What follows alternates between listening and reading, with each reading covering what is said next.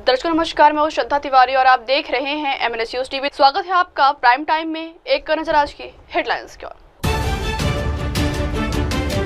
NCP का स्थापना दिवस, चाचा भतीजे अलग अलग कर रहे शक्ति प्रदर्शन। केरल में बीच समुद्र चल रहा बड़ा ऑपरेशन। दिल्ली में लगी भीषण आग से मची चीख पुकार। तो खबर विस्तार से। एनसीपी का स्थापना दिवस, चाचा भतीजे अलग अलग कर रहे शक्ति प्रदर्शन। राष्ट्रवादी कांग्रेस पार्टी की 10 जून को अपना स्थापना दिवस मना रही है। एनसीपी साल 2023 में दो पार्टियों में विभाजित हो गई थी, एक शरद पवार की एनसीपी और एक अजित पवार की एनसीपी। इसी के चलते आज स्थापना दिवस पर भी चाचा भतीजे अलग अलग शक्ति प्रदर्शन कर रहे हैं। इस अवसर पर एनसीपी एससीपी अध्यक्ष शरद पवार ने पुणे में पार्टी मुख्यालय में पार्टी का झंडा फहराया है। हालांकि दोनों कार्यक्रम महज 10 किलोमीटर के फासले पर है। जहां एक तरफ स्थापना दिवस के मौके पर शरद पवार झंडा फहरा रहे हैं, वहीं दूसरी तरफ अजित पवार झंडा फहराएंगे। बता दें कि आज से करीब 26 साल पहले 10 जून 1999 को शरद पवार ने कांग्रेस से अलग होकर एनसीपी की स्थापना की थी। पार्टी में भतीजे अजित पवार ने भी अहम रोल निभाया, लेकिन 2023 वो साल बना जब दोनों के बीच तकरार के चलते चाचा और भतीजे अलग हो गए। दोनों ने अपने रास्ते अलग कर लिए और पार्टी के दो टुकड़े हो गए।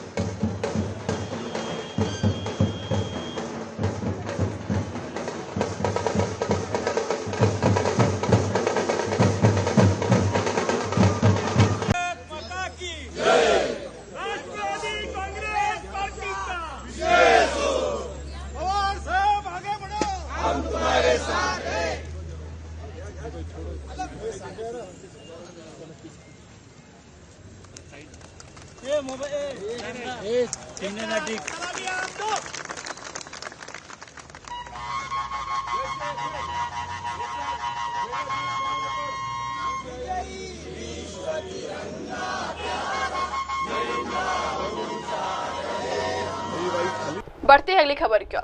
केरल में बीच समुद्र चल रहा बड़ा रेस्क्यू ऑपरेशन। केरल तट के पास कार्गो शिप में विस्फोट के बाद आग लग गई, जिसे बुझाने का प्रयास बीते दिन से जारी है। इस अग्निकांड की वजह से उस पर मौजूद 22 क्रू मेंबर में से 18 को बचा लिया गया है। हालांकि 4 अभी भी लापता बताए जा रहे हैं। आग पर काबू पाने और उसकी बाउंड्री को ठंडा करने के लिए लगातार रेस्क्यू ऑपरेशन चलाया जा रहा है। इस संबंध में भारतीय तटरक्षक ने जानकारी दी।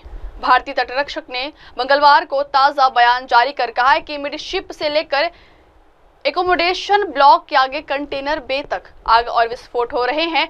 फॉरवर्ड बे में लगी आग अब नियंत्रण में। हालांकि लगातार घना धुआं अभी भी निकल रहा है। शिप बंदरगाह की ओर लगभग 10-15 डिग्री झुका हुआ है। साथ ही साथ शिप से और कंटेनर समुद्र में गिरने की सूचना मिली है।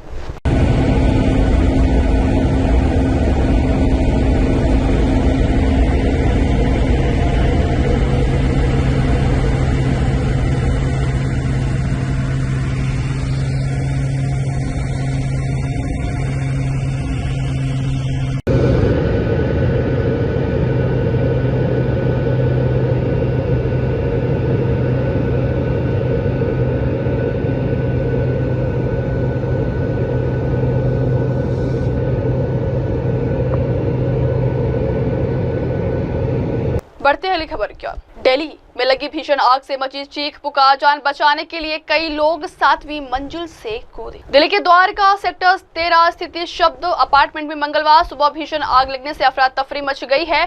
आग अपार्टमेंट के 7वीं मंजिल पर लगी है, जिसने कुछ ही समय में ऊपरी मंजिल को अपनी चपेट में ले लिया है। आग से बचने के लिए 3 लोग इमारत से कूद गए हैं, जिनकी हालत गंभीर बताई जा रही है। उन्हें नजदीक के अस्पताल में भर्ती कराया गया है। दरअसल इस बहुमंजिला इमारत में सैकड़ों फ्लैट हैं, जहां बड़ी संख्या में लोग रहते हैं। आग लगने के बाद पूरे इलाके में दहशत फैल गई है और लोग अपनी जान बचाने के लिए इधर उधर भागते नजर आए हैं। इमारत में फंसे लोगों को निकालने के लिए दमकल विभाग की और दिल्ली पुलिस की टीमों ने मोर्चा संभाला है। दमकल विभाग को इसकी सूचना सुबह करीब 10 बजे मिली।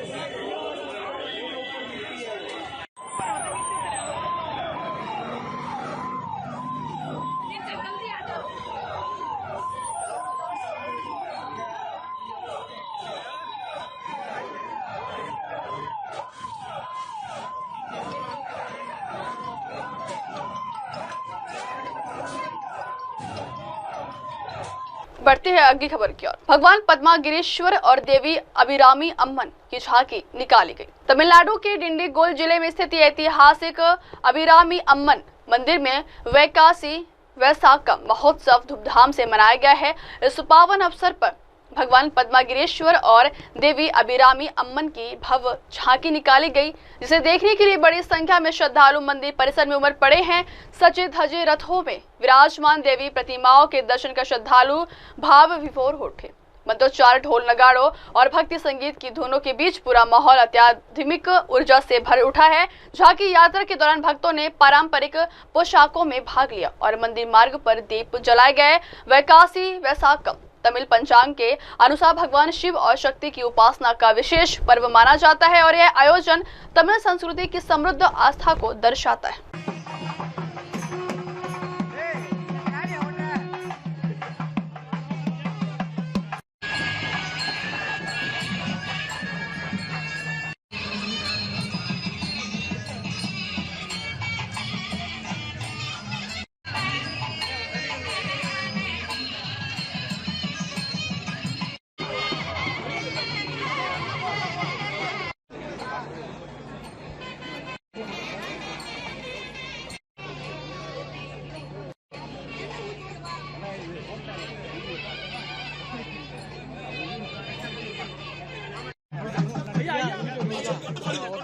सौंदरराज பெருமாள் ஆலயத்திலே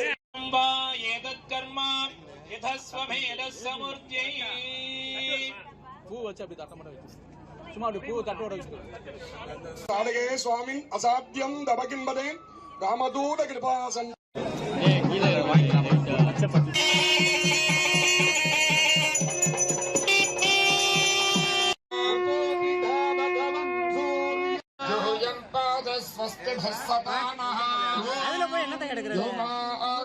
भागनगम चंतमता भागम चिकीर्षद आभागमग्ने कर्ममग्ने भागिनं गुरु भाग्यदेवताधे नमः वं नमो भगवते रुद्राय नमस्ते रुद्रमन्यवभूतो दगिषदे नमः नमस्ते अस्तु धन्वने बाहुभ्यां नमः यादगिरुद्धिवतमा शिवं बभूवते नमः शिवादरुद्धाय रुद्रप्रदा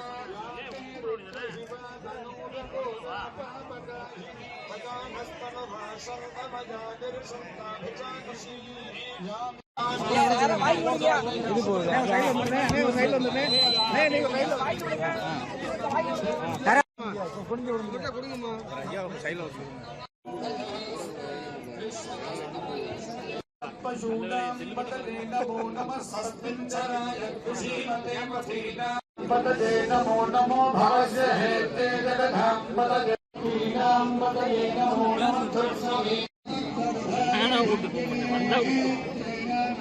उन्नतं पतये नमो नमः सिमद्धो नमः सहस्राक्षाय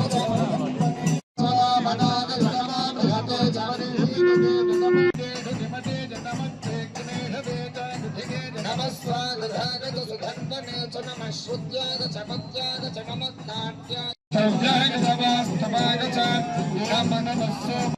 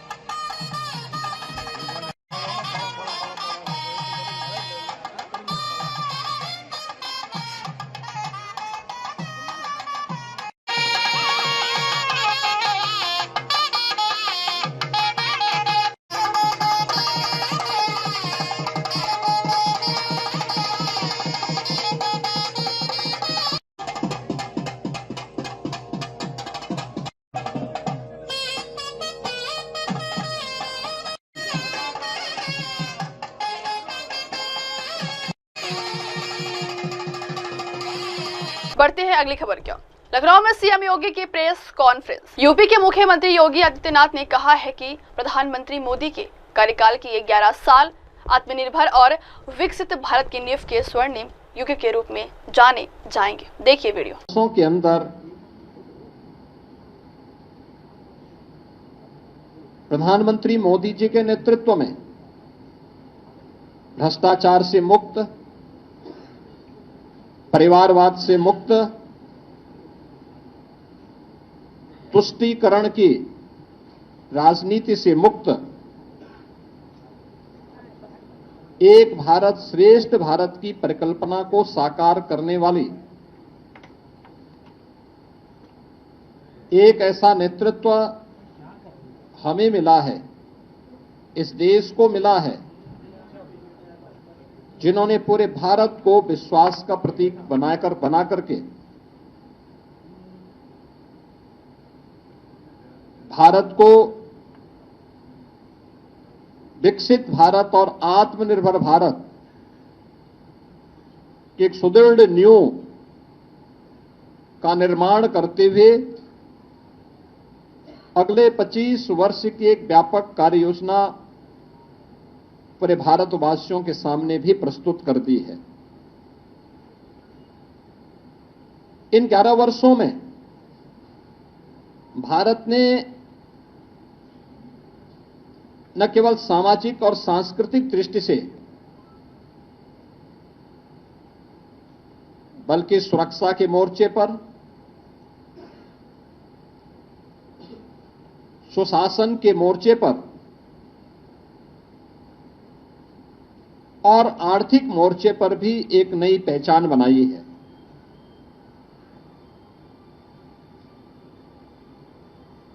शासन की नीति स्पष्टता,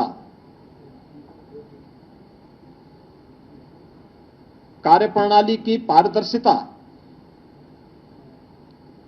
और जनता के प्रति जवाबदेही,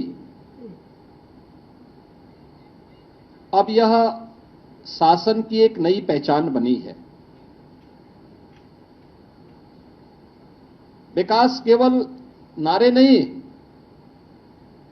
बल्कि यह विरासत और विकास का एक बेहतर समन्वय करते हुए आम जनमानस को साथ लेकर के चलने की आज की एक नई प्रवृत्ति ने भारत को दुनिया के अंदर एक नई पहचान दिलाई है।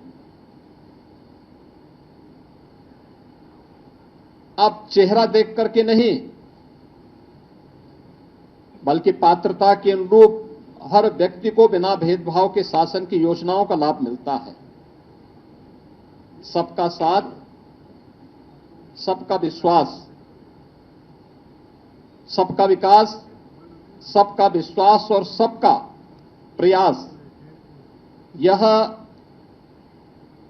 शासन की नीति का हिस्सा बना है।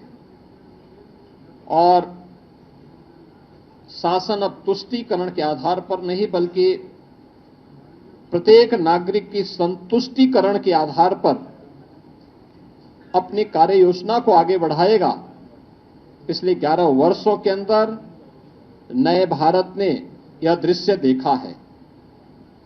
भ्रष्टाचार के प्रति जीरो टॉलरेंस, डिजिटल इंडिया के माध्यम से मिनिमम गवर्नमेंट मैक्सिमम गवर्नेंस का एक मॉडल भी भारतवासियों को देखने को मिला है। राष्ट्रीय एकता और अखंडता के प्रति हमारी प्रतिबद्धता और सुरक्षा और आतंकवाद के मुद्दे पर जीरो टॉलरेंस भी भारत ने 140 करोड़ भारतवासियों ने देखा है। प्रधानमंत्री मोदी जी के नेतृत्व की सरकार के 11 वर्ष का कालखंड ऐसे समय में पूरा हो रहा है जब पूरी दुनिया ने भारत की सैन्य शक्ति की पाकिस्तान में टेस्टेड और दुनिया के द्वारा ट्रस्टेड उस ताकत को देखा है जो अभी ऑपरेशन सिंदूर के माध्यम से हम सबको देखने को मिला है। मित्रों, अब वह प्रवृत्ति नहीं जो 2014 के पहले होता था आतंकवाद के मुद्दे पर, कि भारत तो केवल शांति का पक्षधर है, हर हाल में हमें शांति की रट लगाने की जो आदत 2014 के पहले पड़ गई थी, मोदी जी ने न्यू नॉर्मल के माध्यम से उस अवधारणा को पलट करके सज्जनों के साथ, मित्रों के साथ हम लोग शांति से, सौहार्द के साथ विकास की बात करेंगे। लेकिन कोई हम पर युद्ध थोपेगा, हमारी सुरक्षा में सेंध लगाएगा, भारत के अंदर आतंकवाद को प्रेरित और प्रोत्साहित करेगा, तो उसका जवाब सर्जिकल स्ट्राइक, एयर स्ट्राइक और ऑपरेशन सिंदूर ही होंगे। या भारत ने अपनी ताकत के माध्यम से, मेड इन इंडिया की ताकत के माध्यम से करके दिखाया है और दुनिया ने इस ताकत का एहसास अभी हाल ही में हुए इन कार्यक्रमों के माध्यम से देखा है। तो राष्ट्रीय एकता और अखंडता के मुद्दे पर भी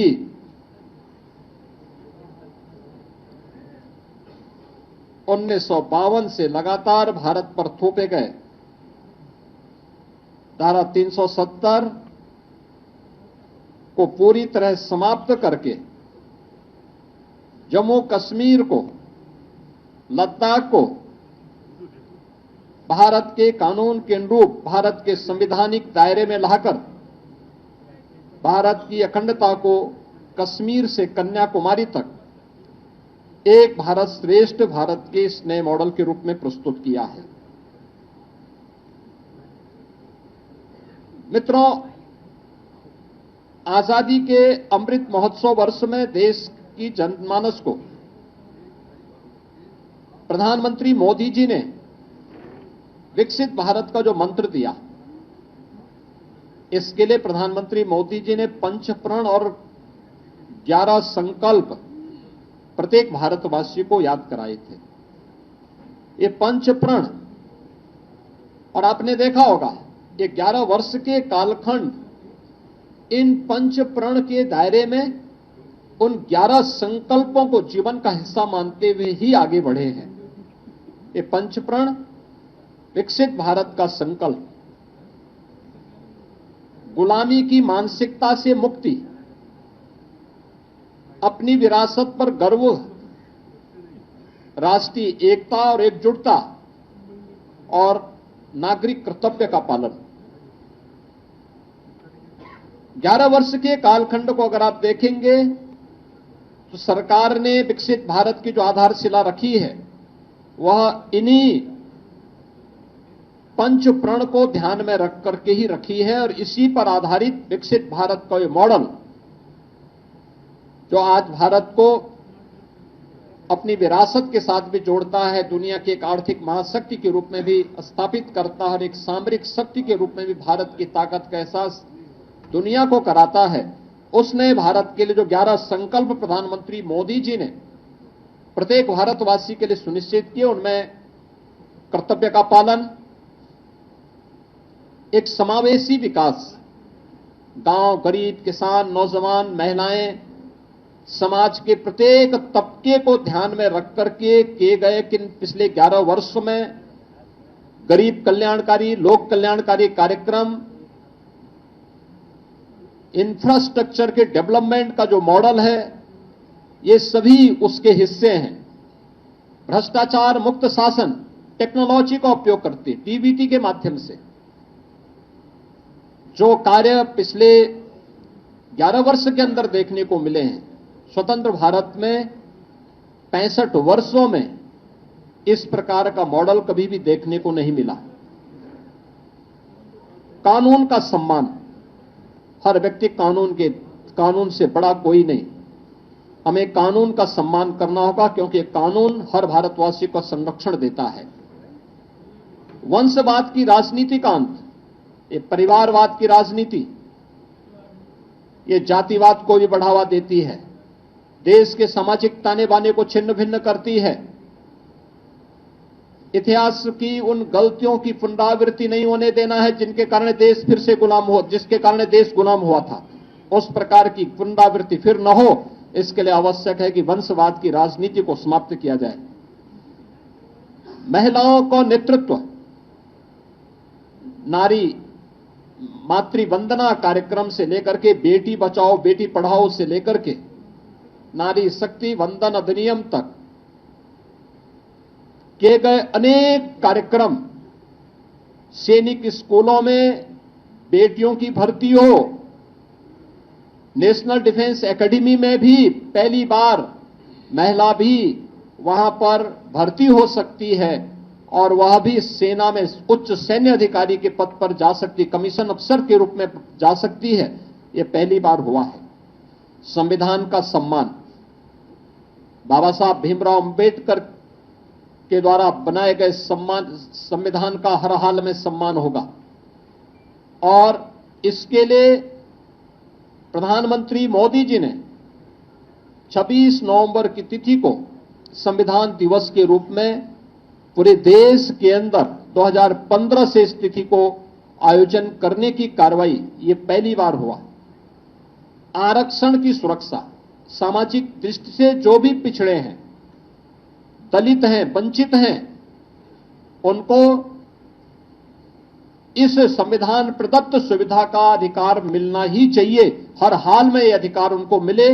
इसके लिए उनकी सुरक्षा, राज्यों में बिना भेदभाव के विकास की प्रक्रिया को आगे बढ़ा करके उनके समग्र विकास को आगे बढ़ाने का कार्य हो, या सामाजिक न्याय को सुनिश्चित करना और एक भारत श्रेष्ठ भारत के निर्माण के लिए किए गए प्रयास, ये 11 संकल्प हैं जिसे ध्यान में रख करके पिछले 11 वर्ष के अंदर प्रधानमंत्री मोदी जी के नेतृत्व में हम सब ने एक नए भारत का दर्शन किया है।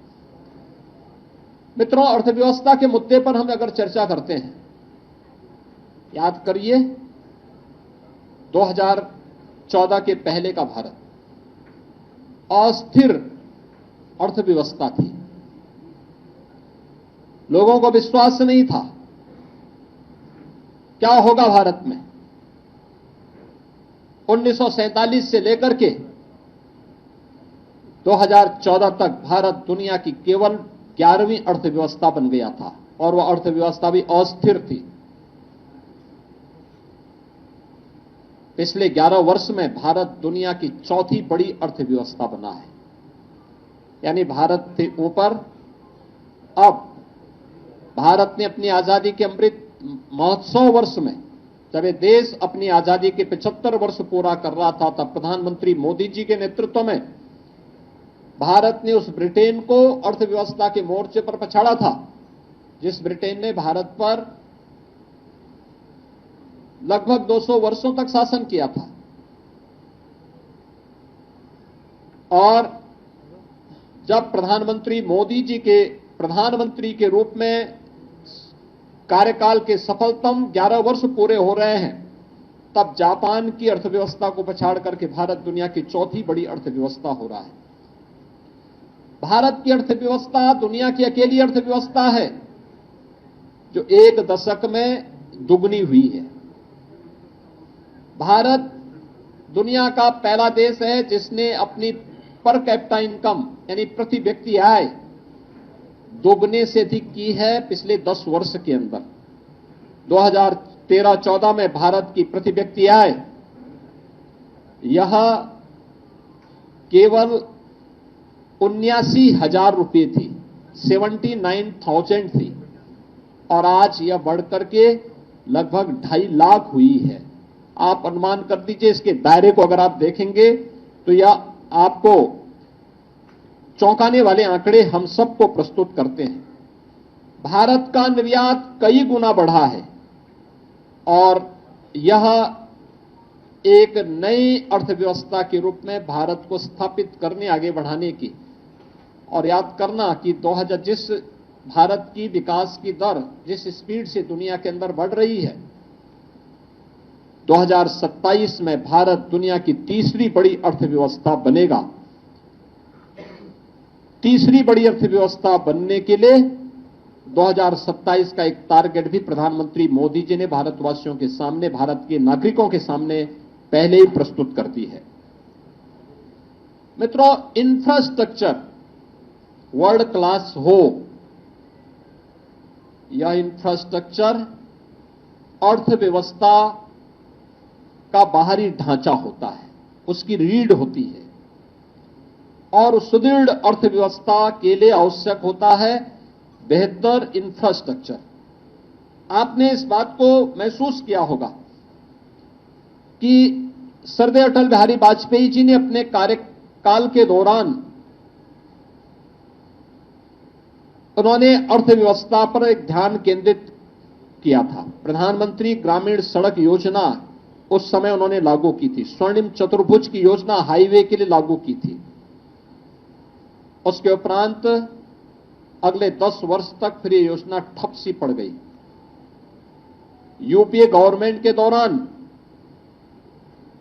इनकी हाईवे की स्पीड 11 किलोमीटर प्रतिदिन थी और आज ये उससे 3 गुने से अधिक यानी लगभग 35 किलोमीटर प्रतिदिन है।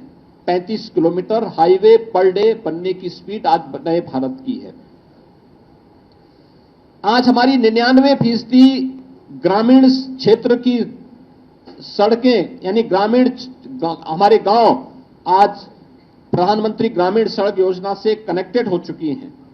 और इस दौरान देश के अंदर 3,80,000 किलोमीटर ग्रामीण सड़कों का निर्माण भी पिछले 11 वर्ष के अंदर हुई है। और इसी प्रकार से देश के अंदर हाई स्पीड कॉरिडोर के निर्माण के लिए भी कार्य हुआ, जिसमें 3,600 किलोमीटर का हाई स्पीड कॉरिडोर और देश की पहली रैपिड रेल उत्तर प्रदेश के अंदर भी प्रारंभ हुई है, जो दिल्ली मेरठ के बीच में प्रारंभ हो चुकी है।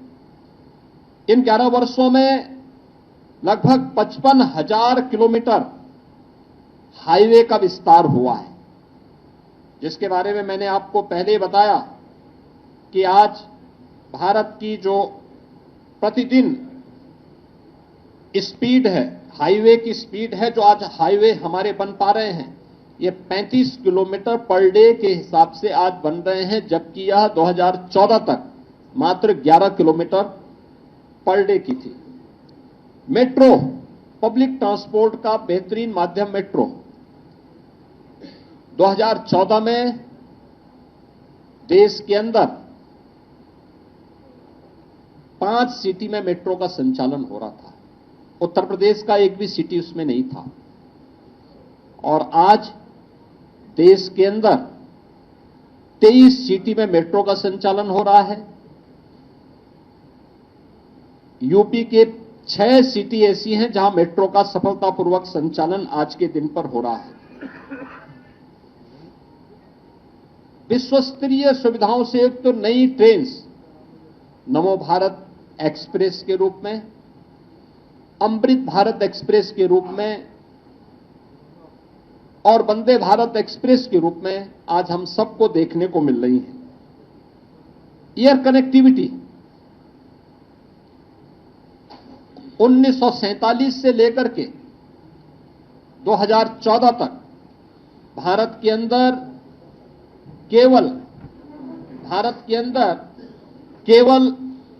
74 हाईवे बन पाए थे, 74 हाईवे बन पाए थे और आज इनकी संख्या बढ़कर के 160 हुई है। 160 एयरपोर्ट आज के दिन पर भारत के अंदर बन गए हैं।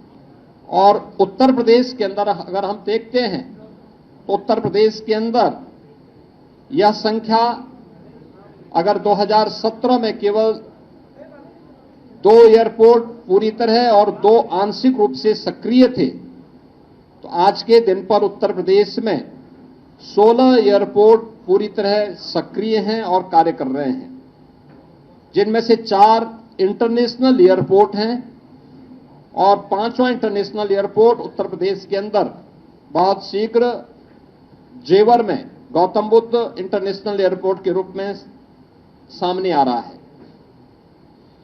अन्नदाता किसान देश के अंदर राजनीतिक एजेंडे का हिस्सा 2014 में ही बन पाया था। सॉइल हेल्थ कार्ड हो,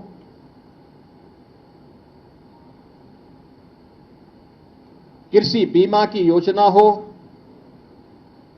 प्रधानमंत्री कृषि सिंचाई की योजना हो, प्रधानमंत्री किसान सम्मान निधि हो, ये वे योजनाएं एमएसपी की लागत का 1.5 गुना दाम की गारंटी हो, ये सभी पिछले 11 वर्ष की वे उपलब्धियां हैं, जिसमें देश के अंदर 11 करोड़ किसानों को 6,000 रुपये सालाना प्रधानमंत्री किसान सम्मान निधि की गारंटी, जिसके तहत अब तक 3,68,000 करोड़ रुपए डीबीटी के माध्यम से अन्नदाता किसानों के खातों में सीधे गए हैं।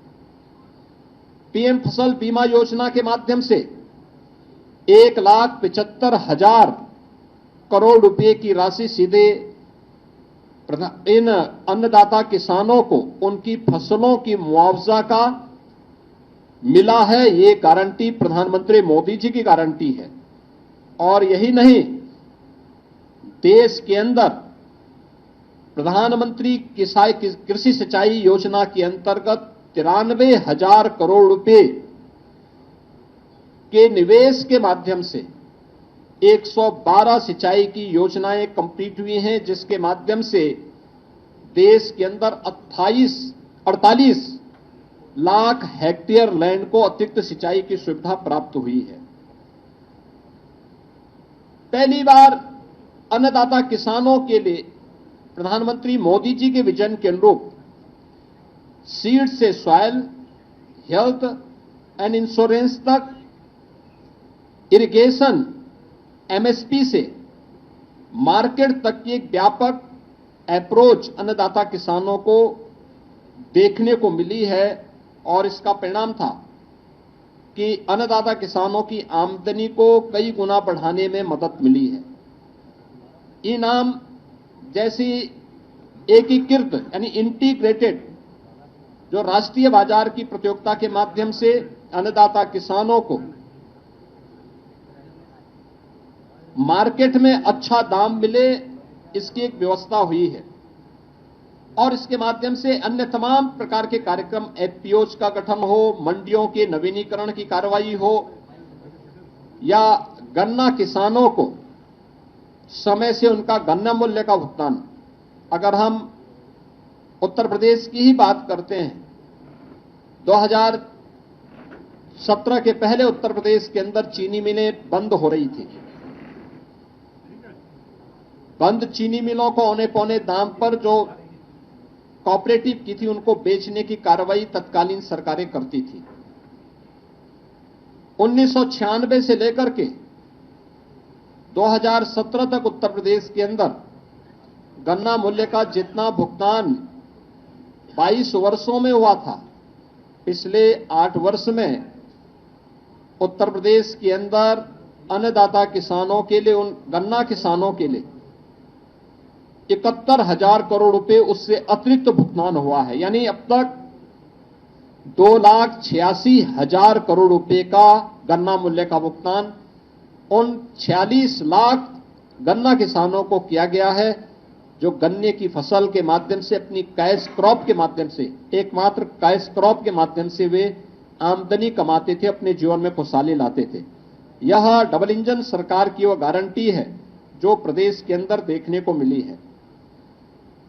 पहली बार गरीब को शासन की योजना का लाभ का हिस्सा बन पाया है।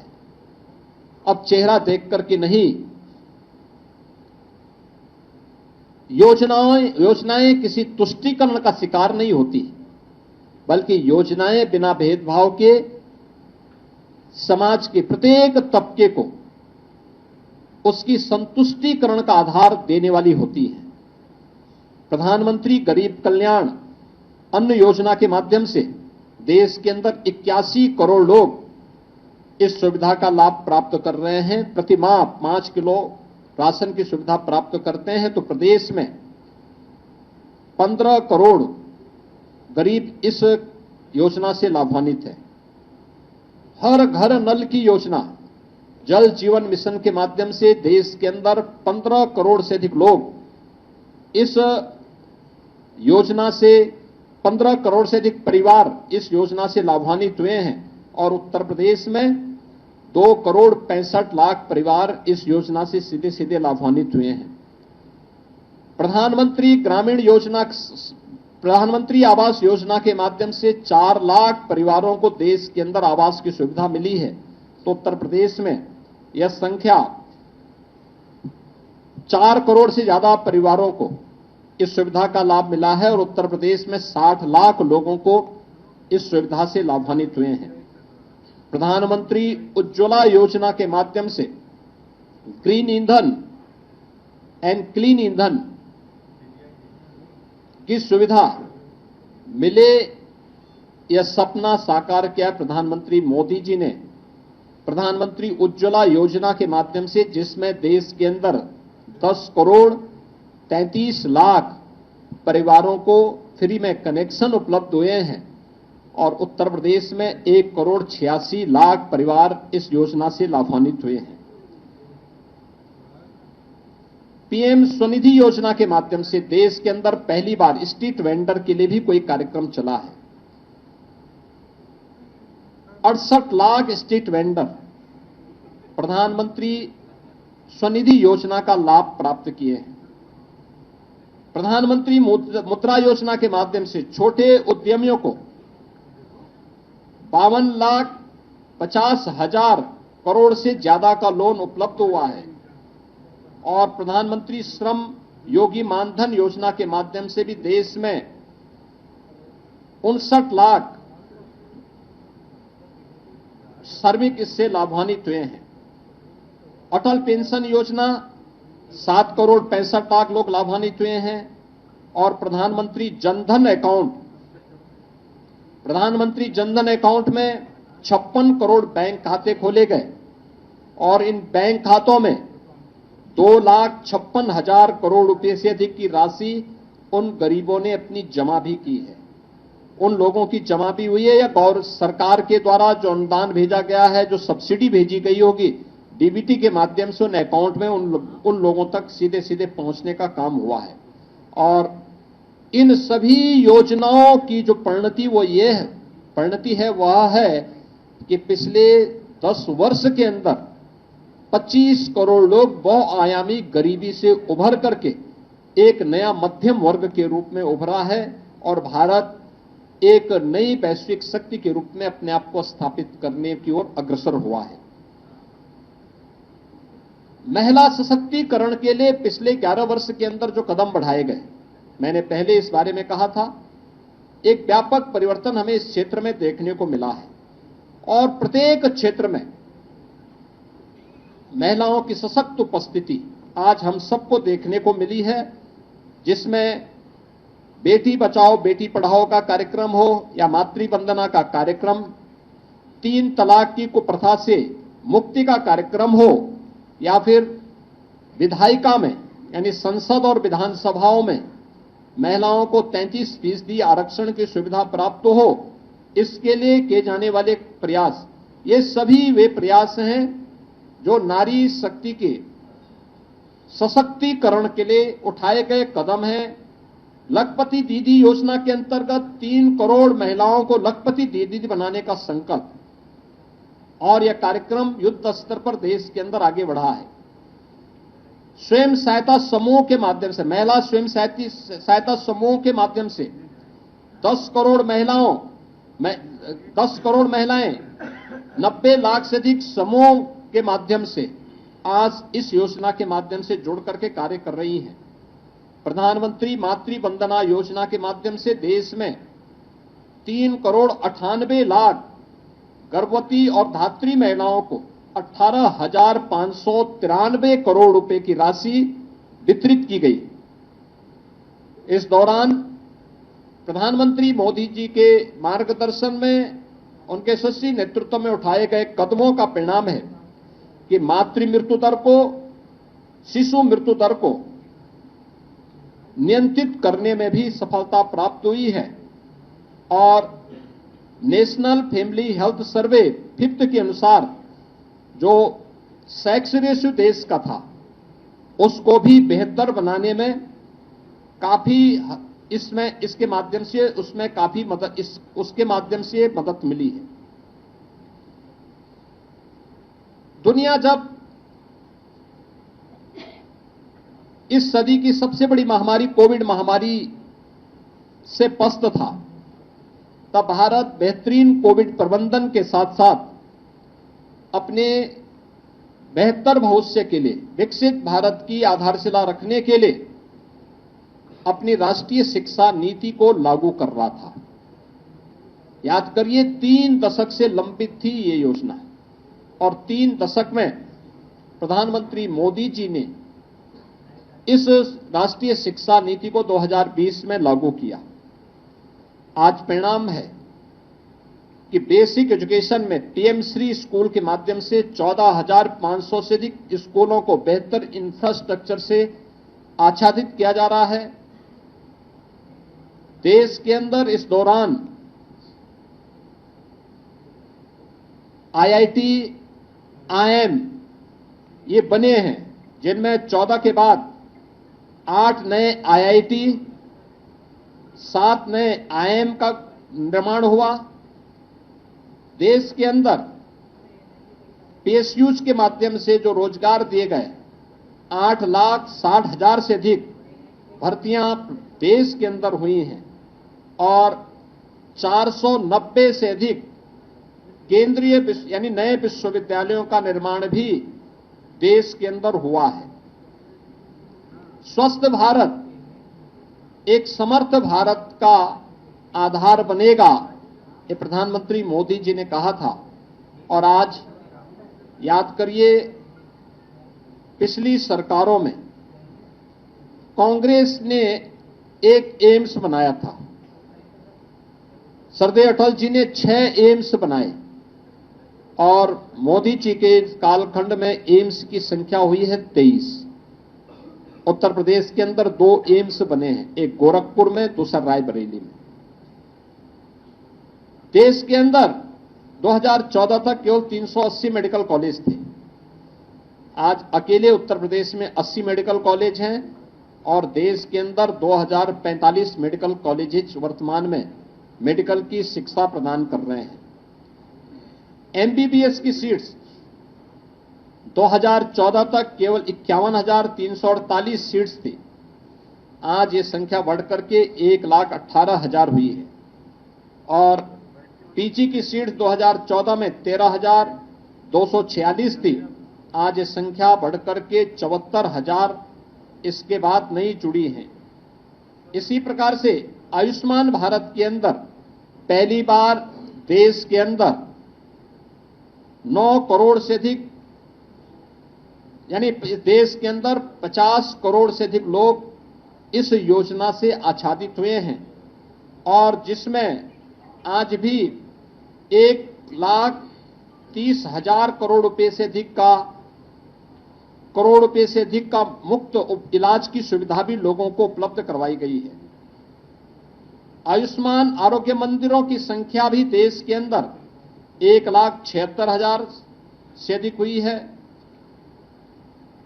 जन औषधि केंद्र के माध्यम से सस्ती औषधि लोगों को प्राप्त हो, 16,000 से अधिक ऐसे जन औषधि केंद्र जिनके माध्यम से एक सामान्य नागरिक के 38,000 करोड़ रुपए की बचत हुई है और ई संजीवनी के माध्यम से भी देश भर में 37 करोड़ से अधिक टेली कंसल्टेशन की सुविधा आम जनमानस को देने की कार्रवाई हुई है।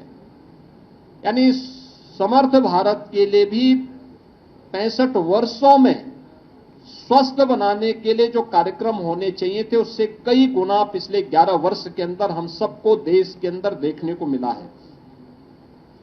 आस्था और अर्थव्यवस्था का बेहतर समन्वय हो सकता है। विरासत भी विकास का माध्यम बन सकती है। ये हम सब ने महाकुंभ के माध्यम से देखा। प्रधानमंत्री मोदी जी का मार्गदर्शन और नेतृत्व ने प्रयागराज महाकुंभ की सफलता को जिन ऊंचाइयों तक पहुंचाया था, आपने उसको महसूस किया होगा। कैसे उसके माध्यम से हमने एक नए भारत का दर्शन किया। आस्था के माध्यम से आर्थिकी के 5 नए कॉरिडोर यूपी के अंदर बनते हुए दिखाई दिए और उनके माध्यम से उन क्षेत्रों में रोजगार और अर्थव्यवस्था को जो बल मिला है, आज हमें यह विरासत और आर्थिकी का बेहतर समन्वय हम सबको देखने को मिलता है। एक नई काशी के रूप में काशी विश्वनाथ कॉरिडोर, आज काशी के अंदर बाबा विश्वनाथ धाम के निर्माण के बाद श्रद्धालु और पर्यटकों की आई भीड़ और वहां की अर्थव्यवस्था में आए युगांतरकारी परिणाम हम सबके सामने देखने को मिल रहे हैं। नमामि गंगे परियोजना का परिणाम महाकुंभ की सफलता के रूप में हम सब देख सकते हैं। काशी विश्वनाथ धाम काशी के साथ साथ आसपास के जनपदों की अर्थव्यवस्था को भी एक नई गति दे रहा है। अयोध्या में श्री राम जन्मभूमि में 500 वर्षों के बाद रामलला का विराजमान होना, अयोध्या को एक नई विकसित नगरी के रूप में वैश्विक मंच पर स्थापित होना और इसके माध्यम से रोजगार और अर्थव्यवस्था को एक नई गति मिलना। इसी प्रकार से विंध्यवासिनी धाम हो, नेमिष धाम हो, सुख तीर्थ हो, मथुरा वृंदावन, चित्रकूट या अन्य सभी पवित्र स्थलों के विकास के साथ साथ देश के अंदर महाकाल का महालोक हो, केदारपुरी और बद्रीनाथ धाम जैसे पवित्र धामों के सुंदरीकरण और वहां पर बुनियादी सुविधाओं को सुदृढ़ करने की कार्रवाई हो, ये सभी हम सब ने देखे ही हैं और इन पर निरंतर कार्य हो रहा है। पहली बार आजाद भारत में कार्य हुआ है। सोमनाथ के मंदिर का नया स्वरूप, प्रधानमंत्री मोदी जी के विजन का मूर्त रूप है, तो देश के अंदर पहली बार लौह पुरुष सरदार वल्लभ भाई पटेल की दुनिया की सबसे ऊंची प्रतिमा केवड़िया गुजरात में सरदार सरोवर तट पर, नर्मदा जी के तट पर स्थापित होना, यह भारत की विरासत के प्रति सम्मान का, बाबा साहब भीमराव अंबेडकर के पंच तीर्थों की स्थापना का कार्य, उत्तर प्रदेश के अंदर संत रविदास जी की जन्मभूमि शीर गोवर्धन का विकास, या फिर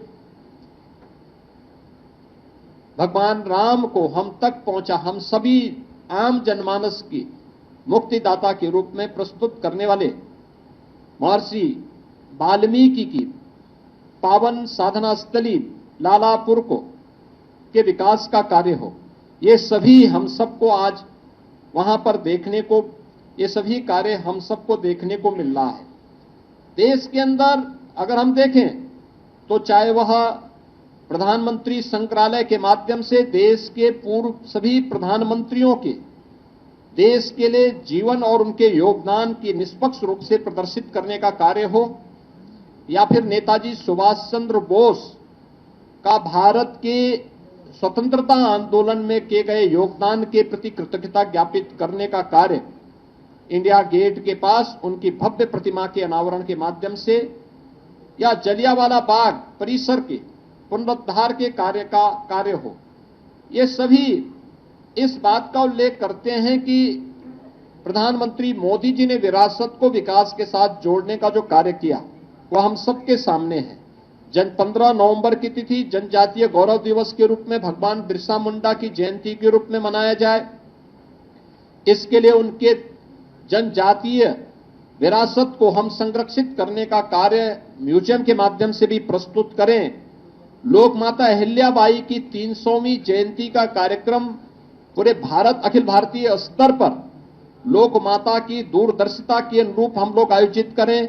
ये कार्यक्रम जिस भव्यता के साथ हुए हैं, ये सभी आज उन कार्यक्रमों को जोड़ने के कार्यक्रम है ही। साथ साथ काशी तमिल संगमम का कार्यक्रम, दो सभ्यता और दो संस्कृतियों को आपस में जोड़ करके राष्ट्रीय एकता को, एक भारत श्रेष्ठ भारत की परिकल्पना को साकार करने का कार्यक्रम, यह भी प्रधानमंत्री मोदी जी के नेतृत्व में आज हम सबको देखने को मिल रहा है। मित्रों, 11 वर्ष का प्रधानमंत्री मोदी जी का एक कार्यक्रम, हमने इस बात को बहुत स्पष्टता के साथ हम आज महसूस करते हैं कि 11 वर्ष का एक कार्यक्रम हम सबके लिए तकनीक से, मोदी जी का जो स्पष्ट कहना था कि जहां तकनीक है वहीं तरक्की है, और जीवन के प्रत्येक क्षेत्र में उन्होंने इसको महत्व दिया है। जहां भाजपा की सरकार है वहीं गरीब कल्याण भी है। आपने देखा होगा भारतीय जनता पार्टी की जहां सरकारें हैं, मोदी जी का स्पष्ट कहना है, और उन चीजों को हमने वहां देखा है। शासन अब केवल हम शासन में बैठे इस आधार पर हम केवल अपना अधिकार जताएं नहीं, शासन सेवा का माध्यम बनेगा। सरकार आम जनमानस के साथ सहभागी बनेगी, और सुशासन अब संस्कृति के रूप में हमें देखने को मिल रही है। 11 वर्ष के प्रधानमंत्री मोदी जी के शासन काल को हमने इन रूपों में देखा है। 11 वर्ष का यह कार्यकाल सेवा को संकल्प के रूप में, सुशासन को संस्कृति के रूप में, और सुरक्षा को सर्वोच्च प्राथमिकता देता है। यही है नया भारत, और यही है विश्व का नए भारत पर विश्वास। प्रधानमंत्री मोदी जी का 11 वर्ष का ये कालखंड, ये कार्यकाल नए भारत को एक विकसित और आत्मनिर्भर भारत के स्वर्णिम कालखंड के रूप में प्रस्तुत करता है। इस स्वर्णिम कालखंड के लिए हम उत्तर प्रदेश सरकार और उत्तर प्रदेश वासियों की ओर से आदरणीय प्रधानमंत्री जी को बधाई देते हैं, उनका हृदय से अभिनंदन करते हैं। धन्यवाद। बढ़ती है अगली खबर की ओर। गुजरात 27 जून को रथ यात्रा से पहले अहमदाबाद में सुरक्षा तैयारियां चल रही। गुजरात जोन 3 डीसीपी विशाखा डबराल ने कहा है कि आज हमने रथ यात्रा 2025 के लिए बुलेट बाइक की पूरी गश्त का आयोजन किया है। गश्त में 100 से अधिक बाइक है। यह बाइक रैली जगन्नाथ मंदिर से शुरू होंगी और सरसपुर रणछोड़दास मंदिर पर रुकेगी। हमारा उद्देश्य पूरे मार्ग पर एरिया डोमिनेशन करना है। लोगों को भरोसा होना चाहिए कि अहमदाबाद पुलिस रथ यात्रा 2025 के लिए पूरी तरह तैयार है। हम इस मार्च के दौरान सभी संवेदनशील बिंदुओं की जांच करेंगे। हमने आज के लिए बुलेट बाइक के थ्रू पेट्रोलिंग का आयोजन करवाया है, जिसमें हमने 100 से વધારે बाइक हमने रखी हैं। ये बाइक रैली जो है ये बढ़ते हैं अगली खबर क्या। सूरत के बुजुर्ग से डिजिटल गिरफ्तारी के नाम पर 16 लाख की ठगी। सूरत में एक ऐसा मामला सामने आया है जहां एक बुजुर्ग को दिल्ली पुलिस का अधिकारी बताकर वीडियो कॉल के जरिए मनी लॉन्ड्रिंग के एक झूठे मामले में फंसाने की धमकी दी गई है और उनसे 16 लाख रुपए से अधिक का ऑनलाइन गबन कर लिया गया। इस मामले में पुलिस ने भावनगर के एक अंतर्राष्ट्रीय बास्केटबॉल खिलाड़ी सहित 3 लोगों को गिरफ्तार किया है। वही क्राइम ब्रांच डीसीपी भावेश रोजिया का कहना है कि सूरत साइबर क्राइम सेल को शिकायत मिली थी कि सूरत के एक वरिष्ठ नागरिक को डिजिटल रूप से गिरफ्तार कर दिल्ली पुलिस ईडी के नाम पर 2-3 दिनों तक ब्लैकमेल किया गया और उनसे 16.5 लाख रुपए अलग अलग खातों में ट्रांसफर किए गए। यह शिकायत मिलने पर सूरत क्राइम साइबर सेल की टीम ने कल भावनगर से इस मामले में 3 लोगों को गिरफ्तार किया है। राजू भीखा भाई, परमार किशन पटेल और एक राष्ट्रीय बास्केटबॉल खिलाड़ी परमवीर सिंह उर्फ आशु को गिरफ्तार किया गया। सूरत साइबर क्राइम सेल को एक कंप्लेंट मिली थी जिसमें सूरत के एक सीनियर सिटीजन को 2-3 तक डिजिटल अरेस्ट के नाम पर दिल्ली पुलिस, ईडी, सीबीआई इन सब के नाम पर ब्लैकमेल करके उनके पास से 16,65,000 जितनी अमाउंट अलग अलग अकाउंट में ट्रांसफर हुई थी। ये कंप्लेंट मिलने पर सूरत क्राइम साइबर सेल की टीम के एसीपी श्वेता डैनियल। बढ़ते हैं अगली खबर क्या। राणे महाजन में मचा घमासान, महाराष्ट्र में आएगा सियासी तूफान। राज्य में मनसे और उद्धव बालासाहेब ठाकरे की पार्टी के बीच गठबंधन को लेकर चर्चा चल रही है। कार्यकर्ताओं को उम्मीद है कि इससे पार्टी और महाराष्ट्र की जनता को फायदा होगा। हालांकि कई भाजपा नेताओं ने कहा है कि इससे हमें कोई फर्क नहीं पड़ेगा। इस बारे में बोलते हुए मंत्री नीतीश राणे ने व्यंग्यात्मक टिप्पणी करते हुए कहा है कि एक पार्टी के पास 20 विधायक है और दूसरी पार्टी के पास 0 विधायक है। उनके पास बहुत ताकत है। हम अब इतने डरे हुए हैं कि हमें नींद नहीं आ रही है। हमें यह सोचकर पसीना आ रहा है कि हमारा क्या होगा। नीतीश राणे की आलोचना का जवाब देते हुए मनसे नेता प्रकाश महाजन ने तीखा जवाब दिया था। महाजन ने कहा था कि मैं नीतीश राणे को गंभीरता से नहीं लेता। राणे में कोई वैचारिक गहराई नहीं है। उनकी वैचारिक ऊंचाई इतनी है कि अगर वे खड़े होते तो लौंग के आकार के होते और अगर बैठते तो विलो के आकार के होते। इसलिए ऐसे व्यक्ति को गंभीरता से क्यों लिया जाए। बढ़ते अगली खबर क्या। केसी चंद्रहार पाटिल ने यूबीटी का दामन छोड़ शिंदे गुट का थामा हाथ। केसी चंद्रहार पाटिल ने यूबीटी का दामन छोड़ शिंदे गुट का थामा हाथ। सांगली जिले के यूबीटी के पदाधिकारी व डबल महाराष्ट्र केसरी पहलवान चंद्रहार पाटिल ने सैकड़ों कार्यकर्ताओं के साथ शिंदे गुट का हाथ थाम लिया है। इससे उद्धव ठाकरे की पार्टी को बड़ा झटका लगा है। शिंदे गुट के सभी मंत्रियों ने चंद्रहार पाटिल का जोरदार स्वागत किया है। इस दौरान उप मुख्यमंत्री शिंदे ने कहा है कि आज आप नकली अखाड़े से निकलकर असली अखाड़े में आ गए। चंद्रहार पाटिल जैसे स्वच्छ मन वाले व्यक्ति आज एक चालबाज व्यक्ति से दूरी बनाकर आए हैं। आपने महाराष्ट्र की मिट्टी के खेल कुश्ती को गौरव दिलाया। पहलवान महाराष्ट्र का गर्व है। वही उन्होंने कहा है कि जो अपने वचन निभाता है, जब वह लोगों से मिलता है तब राजनीति और समाज की दिशा बदलती है। कार्यकर्ताओं के पीछे मजबूती से खड़े रहने का कार्य मैं सालों से कर रहा हूं, इसलिए लोगों का शिवसेना की ओर आकर्षण बढ़ रहा है। बढ़ते हैं अगली खबर क्या। पाकिस्तान युद्ध और कूटनीति में दबाव, बोले निशिकांत दुबे। निशिकांत दुबे ने बताया कि प्रधानमंत्री मोदी भारत सरकार ने 7 विदेशी प्रतिनिधि मंडलों के कार्यक्रम को अंतिम रूप दिया है। इसके तहत भाजपा सांसद बैजयंत पांडा के नेतृत्व में एक प्रतिनिधि मंडल सऊदी अरब, बहरीन, कुवैत और अल्जीरिया का दौरा कर चुका है। निशिकांत दुबे ने कहा है कि इस प्रतिनिधि मंडल में 5 प्रमुख धर्मों के लोग शामिल थे जो भारत की विविधता और एकता का प्रतीक है। उन्होंने विशेष रूप से सऊदी अरब की आतंकवाद के खिलाफ जीरो टॉलरेंस नीति की सराहना भी की। जहां भारतीय सेना ने अपना शौर्य दिखाया, फिर जो डेलीगेशन और उसमें जो मेंबर दुनिया के तमाम देशों में पहुंचे, उनकी क्या उपलब्धि रही। देखिए क्या हुआ कि उन लोगों ने पहलगांव की घटना की और इस बार अपने तकनीक से भारतीय सेना ने, और इसमें एक भारत का मजबूत नेतृत्व है माननीय प्रधानमंत्री जी के नेतृत्व में। भारी आपने देखा होगा कि प्रधानमंत्री जी रोज बेसिकली मॉनिटर कर रहे थे सेना के कार्रवाई को। एक फ्री हैंड मिला सेना को, थल सेना, नौसेना, वायुसेना। हमारे पास फाइटर जेट भी अच्छे थे, हमारे पास अपने भारत के बनाए हुए जो make in India, made in India की तरफ माननीय प्रधानमंत्री जी का फोकस पिछले 10-11 साल में रहा, उसमें चाहे ब्रह्मोस था, चाहे आकाश था। इन लोगों ने भारी तबाही मचाई और उसमें जो अब खबरें आ रही हैं कि जो 9 एयर बेस हैं उनके आतंकी ठिकाने, तो हमारा जो टारगेट था माननीय प्रधानमंत्री जी का या देश का जो टारगेट है कि हम आतंकी ठिकाने को जो है नुकसान पहुंचाएंगे। आतंकी ठिकाने को नुकसान पहुंचाने में जो जनाजे निकले, मसूद अजहर के परिवार के जो जनाजे निकले, उसमें दिखाई दिया कि चाहे पाकिस्तान का आतंकवादी हो चाहे पाकिस्तान की सेना हो, दोनों बराबर का चीज है। मतलब आप सेना को आतंकवाद से अलग नहीं कर सकते। आतंकी बेसिकली पाकिस्तानी सेना के ही सदस्य हैं। उसके बाद हमने एयरबेस तबाह किए और जब गिड़गिड़ाया हमारे सामने पाकिस्तान, तो हमने कहा कि तुम यदि युद्ध रोकोगे तो हम युद्ध रोकेंगे, तुम यदि आतंकवादी घटना करोगे तो हम सेना में और आतंकवादियों में फर्क नहीं करेंगे, हम फिर जहां मर्जी तुम्हारे सेना के ठिकाने पर हमले करेंगे। लेकिन ये सारे इनिशिएटिव तुमको लेने चाहिए। दूसरा हमने कहा कि खून और पानी एक साथ नहीं जा सकता, इसीलिए हमने सिंधु जल समझौता, जो नेहरू गांधी परिवार ने, आपको पता है कि 80% पानी यहां का वहां जा रहा है, उस इनिशिएटिव पर माननीय प्रधानमंत्री जी ने और भारत सरकार ने यह तय किया कि 7 डेलीगेशन बाहर जाएगा।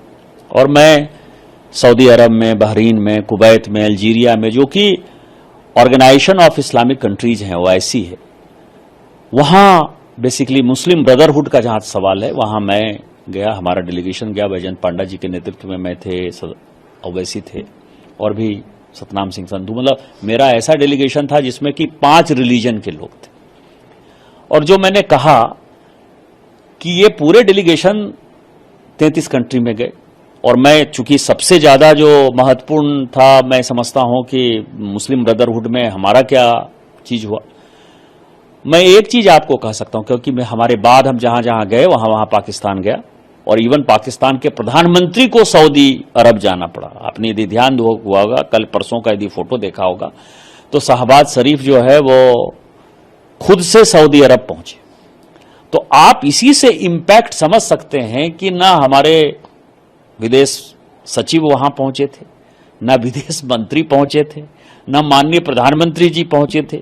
और सऊदी अरब में चूंकि जिस दिन यह घटना हुई उस दिन माननीय प्रधानमंत्री जी वहां थे, और माननीय प्रधानमंत्री जी का जो स्वागत हुआ, आपको मैं एक और बड़ी बात बताऊं, जो वहां के लोगों ने, वहां के मंत्रियों ने मुझे बताया कि ट्रंप उसके बाद पहुंचे तो ट्रंप ने सऊदी अरब प्रशासन को, लोग कहता ना अमेरिका बहुत पावरफुल है और मोदी जी का क्या है, मोदी जी को जो स्वागत दिया गया, 2 आपको पता है कि फाइटर जेट जो है उनको एस्कॉर्ट करते हुए लाए और फिर पूरे घोड़े से स्वागत करके उनको महल में पहुंचाया गया। ट्रंप ने इंसिस्ट किया कि जैसे भारत के प्रधानमंत्री को तुम स्वागत दे रहे हो वैसा ही स्वागत हमको दो। तो फाइटर जेट तो उसको नहीं मिला, लेकिन घोड़े की सवारी उसको मिल गई। तो इसमें आप समझें कि हमने कितना इंपैक्ट किया होगा, या माननीय प्रधानमंत्री जी का कितना असर है कि सऊदी अरब आज की डेट में आतंकवाद के खिलाफ है, 0 टॉलरेंस की पॉलिसी पर वो चल रहा है। हमने जो संयुक्त राष्ट्र संघ में जो अभी एक रिजोल्यूशन पास हुआ आतंकवाद के खिलाफ, उसमें सऊदी अरब हमारा पार्ट था। FATF जो फाइनेंशियल एक्शन टेररिज्म फंड है, FATF एक जो बड़ा ऑर्गेनाइजेशन है जिसमें टेररिस्ट एक्टिविटी को रोकने के लिए ग्रे लिस्ट में जब पाकिस्तान को डाला तो 5 साल से आतंक की गतिविधि नहीं चल रही थी। उस वक्त सऊदी अरब, कुवैत, बहरीन, अल्जीरिया ये सब हमारे साथ था। और अभी भी FATF में ले जाने के लिए हमसे ज्यादा जो है असाउद्दीन ओवैसी जो है लगातार उसका करते रहे, प्रयास करते रहे। उन्होंने अपनी बातें जो है बड़ी प्रमुखता से कही, इवन इतना कहा कि आसिम मुनीर जो उसको फील्ड मार्शल की उपाधि दी जा रही थी, तो उसके साथ जो UN सिक्योरिटी काउंसिल का दुर्दांत आतंकवादी था उसके बगल में वो बैठा हुआ था। तो ये सारी चीजें जो है हमने स्पष्टता के साथ कही। और मैं आपको ये कह सकता हूं, जो मैंने कहा था जाते हुए, कि जब हम लौट कर आएंगे तो पाकिस्तान जो है डिप्लोमेटिक मोर्चा पर भी परास्त दिखाई देगा। युद्ध के मैदान में हार चुका है और डिप्लोमेटिक मोर्चे पर वो परेशान खत्म है। यही कारण है कि शहबाज शरीफ को सऊदी अरब जाना पड़ा और पाकिस्तान की बुरी तरीके से। बढ़ते हैं अगली खबर क्या। एनडीए सरकार के 11 साल पूरे, राजनीतिक बयानबाजी तेज। सांसद कुसुदीप बंदोपाध्याय ने प्रधानमंत्री मोदी की सरकार पर पश्चिम बंगाल को आर्थिक रूप से अवरुद्ध करने का गंभीर आरोप लगाया है। उन्होंने कहा है कि पिछले 11 वर्षों में केंद्र सरकार ने जानबूझकर राज्य की आर्थिक प्रगति में बाधा डाली है। संदीप बंदोपाध्याय ने यह भी बताया कि राज्य के विकास में कई महत्वपूर्ण परियोजनाओं को रोक दिया गया है या केंद्र से आवश्यक संसाधन उपलब्ध नहीं कराए गए। उनका कहना है कि इस नीति से राज्य की जनता को काफी नुकसान हुआ है। यह बयान ऐसे समय में आया है जब देश में प्रधानमंत्री मोदी के नेतृत्व में एनडीए सरकार के 11 साल पूरे हो रहे हैं। in last 11 years. What's your remark? What I have marked, PM Modi has targeted West Bengal to make West Bengal economically blocked. And West Bengal is a state unnecessarily the way Modi ji is tackling it. After many times we met him, this is not the right path of a Prime Minister who is enjoying a huge majority in the parliament. Dada, my last question is that tomorrow in Legislative Assembly their resolution motion on Operation Sindoor is that, but the BJP is saying that the Bengal government they are not using the word Operation Sindoor. They are dedicated it to the Indian Army or the armed forces. What's your remarks over this? I also have the same voice that credit goes to Indian Army, Indian Air Force and Indian Naval Force. It will not go in favor of any political party's credit the way Indian Army has fought the battle. Our state government, Mamata Banerjee, sent me to the all-party leaders meeting in Parliament twice. We categorically said salute to Indian Army, salute to Naval Force, salute to Indian Air Force. You raised question. बढ़ते हैं अगली खबर की ओर। बाबू भैया के बिना अधूरी है हेराफेरी, परेश रावल के लिए आशीष चंचलानी ने किया भावुक पोस्ट। भारत के लोकप्रिय डिजिटल कंटेंट क्रिएटर आशीष चंचलानी ने हाल ही में ट्विटर पर एक मार्मिक अपील साझा की है, जिसमें उन्होंने दिग्गज अभिनेता परेश रावल से फिल्म हेराफेरी 3 में वापसी की गुजारिश की है। परेश रावल की संभावित गैर मौजूदगी की खबरें सामने आती ही फैंस के साथ साथ आशीष भी भावुक हो उठे। हास्य और अभिनय में अपनी अनूठी शैली के लिए मशहूर आशीष ने लिखा है कि परेश सर, मुझे यकीन है कि आप बाबू भैया की वजह से थक चुके होंगे, लेकिन कोई इस स्थिति को समझ नहीं पाएगा। आप इस फ्रेंचाइजी की आत्मा है। इस इमोशनल संदेश के साथ उन्होंने न केवल एक अभिनेता की पहचान को सराहा, बल्कि लाखों प्रशंसकों की भावनाओं को भी आवाज दी। बाबू भैया यानी बाबूराव गणपतराव आपटे का किरदार परेश रावल ने इतनी शिद्दत से निभाया है कि यह किरदार आज भी भारतीय सिनेमा की सबसे यादगार कॉमिक भूमिकाओं में शुमार है। बढ़ते हैं अगली खबर की ओर। 11 सालों में डिफेंस सेक्टर में हुई कई बदलाव, पीएम मोदी ने बताया कैसे देश हो रहा है मजबूत। पीएम मोदी ने कहा है कि पिछले 11 वर्षों में भारत ने अपने रक्षा क्षेत्र में उल्लेखनीय प्रगति देखी है, जिसमें रक्षा उत्पादन में आधुनिकीकरण और आत्मनिर्भरता पर स्पष्ट ध्यान दिया गया है। पीएम मोदी ने ट्वीट करते हुए लिखा है कि पिछले 11 सालों में हमारे डिफेंस सेक्टर में महत्वपूर्ण बदलाव हुए हैं, जिसमें मॉडर्नाइजेशन और डिफेंस प्रोडक्शन के मामले में आत्मनिर्भर बनने पर स्पष्ट ध्यान दिया गया है। यह देखकर खुशी होती है कि भारत के लोग भारत को और मजबूत बनाने के संकल्प के साथ कैसे एकजुट हुए। वही केंद्र सरकार ने लिखा, आत्मनिर्भर भारत के उनके संकल्प से प्रेरित होकर राष्ट्र ने आत्मनिर्भर नवाचार को अपनाया है और व्यापार व टेक्नोलॉजी में अपने प्रभाव का विस्तार किया है। यह पीएम मोदी के साहसिक दृष्टिकोण और मजबूत भारत के प्रति अटूट प्रतिबद्धता से प्रेरित होकर एक आत्मविश्वासी, निर्णायक और सम्मानित वैश्विक नेता के रूप में भारत के उदय की कहानी। अब वक्त हो चला देश को ब्रेक का। ब्रेक के बाद की खबरें मेरे सहयोगी मीनल के साथ। तब तक के लिए देखते रहिए देश और दुनिया की तमाम बड़ी खबरें। धन्यवाद। हाय हेलो नमस्कार, मैं हूं पंकज विष्णु और आप देख रहे हैं MNS न्यूज। आप देख रहे हैं एमएनएस न्यूज, सच जरूर।